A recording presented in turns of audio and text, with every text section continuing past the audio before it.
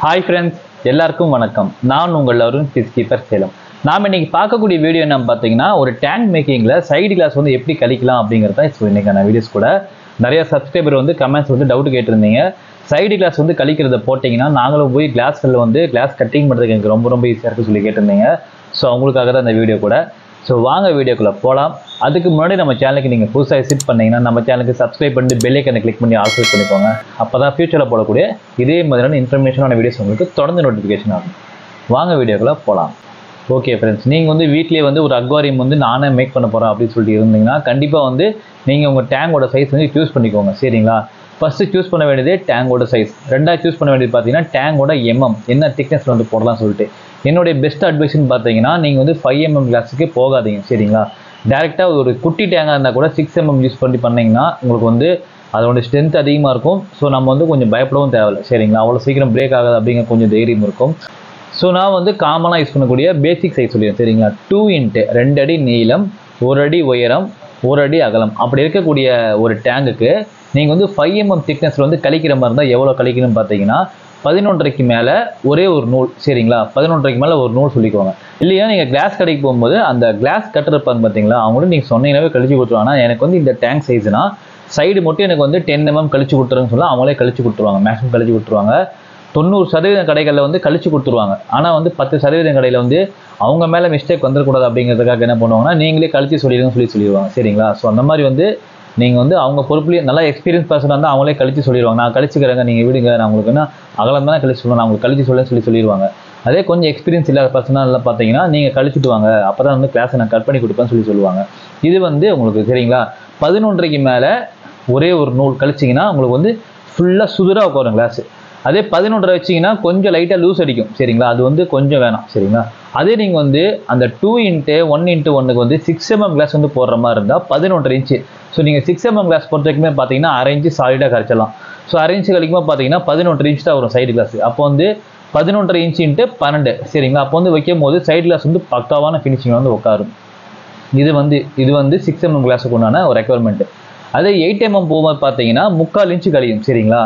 So நீங்கள் வந்து அகலத்தை கணக்கு எடுத்துக்கிட்டு 3/4 இன்ச்சு இருந்து கழிச்சுக்கோங்க. அதே உங்களுக்கு 12mm போகும்போது பார்த்தீங்கன்னா சாலிடாக உங்களுக்கு வந்து 1 இன்ச்சு கழியும்.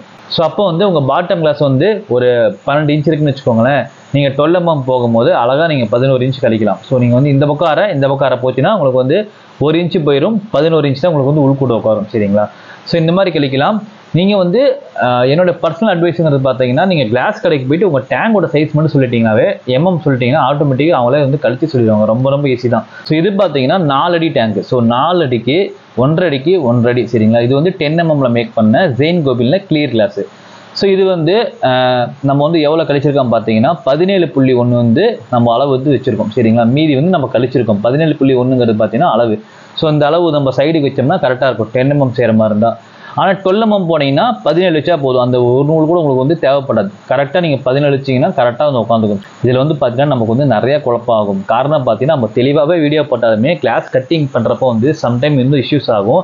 அதே மாதிரி ஸ்டார்டிங் கிளாஸ் வந்து கழிக்கிற மாதிரி வந்து எண்டு கிளாஸ் வந்து கொஞ்சம் லைட்டாக கிராஸ் இருந்தால் கூட கிளாஸ் வந்து அணையாது. சரிங்களா? ஸோ வந்து கிளாஸ் கட்டிங்கை பொறுத்த வரைக்குமே வந்து மேக்ஸிமம் வந்து புதுசாக ஒட்டக்கூடிய பர்சன் என்ன பண்ணுறீங்கன்னா கயிறு போட்டு கட்டிக்கோங்க. சரிங்களா? ஸோ நீங்கள் சிலிக்கான் பேஸ்ட் முடிச்சுட்டு கிளாஸ் எல்லாம் அணைச்சதுக்கப்புறமா கயிறு போட்டு கட்டிக்கிட்டிங்கன்னா உங்களுக்கு வந்து ரொம்ப ஈஸியாக இருக்கும். ஏன்னா நீங்கள் கயிறு போட்டு கட்டிக்கிட்டால் நீங்கள் அழகாக வந்து அலைன் பண்ணலாம். ஸோ கிளாஸ் சரியாக அணையலாம் கூட நீங்கள் வந்து அலைன் பண்ணிங்கன்னா உங்களுக்கு வந்து கரெக்டாக உட்காந்து நல்லா கயிறு போட்டு கட்டிக்கிட்டு நீங்கள் எக்ஸ்ட்ரா ஒரு சிலிக்கான் கோட் போட்டிங்கன்னா லீக்கேஜ் இல்லாமல் உங்களுக்கு வந்து நீங்கள் ஈஸியாக மேக் பண்ணலாம். சரிங்களா?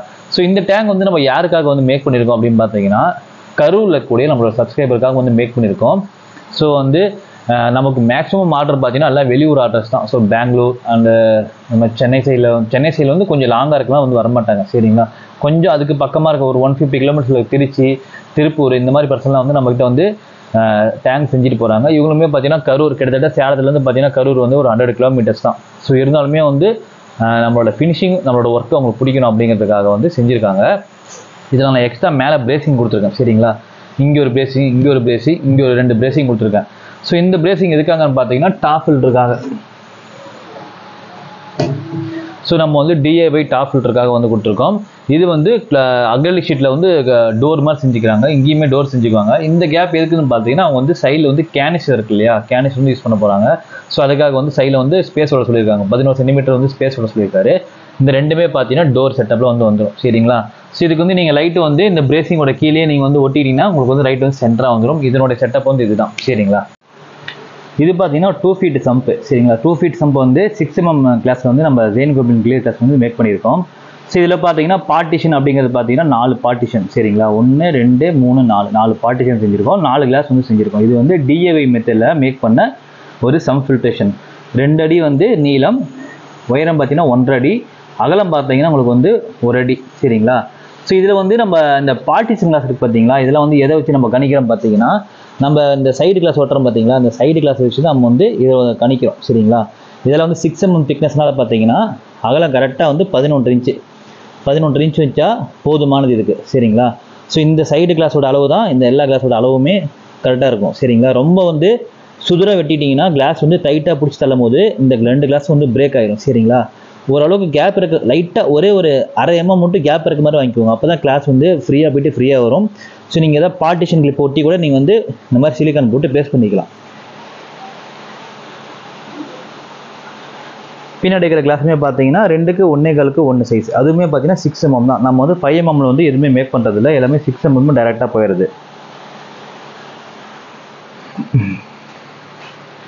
ஸோ டேங்கோட ஃபினிஷிங் பாருங்கள், சிலிக்கனோட ஃபினிஷிங்காக காமிச்சிடுறேன்.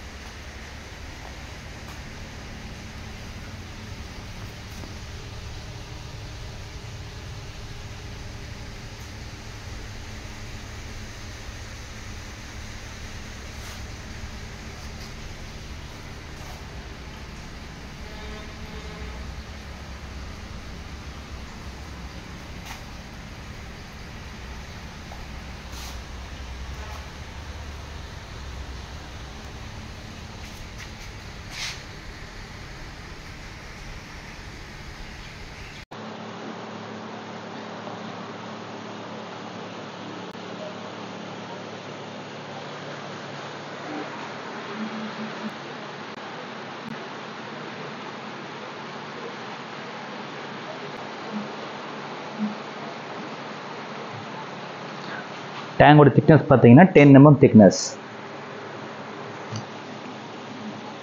இந்த டேங்குக்கு வந்து இந்த திக்னஸே போதுமானது.